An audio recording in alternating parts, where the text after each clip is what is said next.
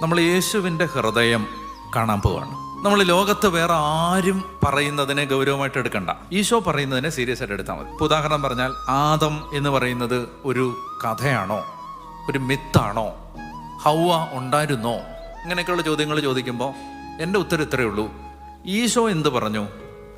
ഈശോ പറഞ്ഞു, നിങ്ങൾ ഇങ്ങനെ വായിച്ചിട്ടുണ്ട്, ആദ്യം മുതലേ ഇങ്ങനെയായിരുന്നു, പുരുഷൻ പിതാവിനെയും മാതാവിനെയും വിട്ട് ഭാര്യയോട് ചേരും എന്ന്. എന്താണ് നിങ്ങൾ വിശുദ്ധ ലിഖിതത്തിൽ വായിക്കുന്നത്? അപ്പോൾ ആദം ഹൗവ എന്ന് പറയുന്ന ആളുകളെ കുറിച്ച് പരാമർശിച്ചിരിക്കുന്ന കാര്യങ്ങളെ ഈശോ സത്യമായിട്ട് അംഗീകരിച്ചു. ആരംഗീകരിച്ചു?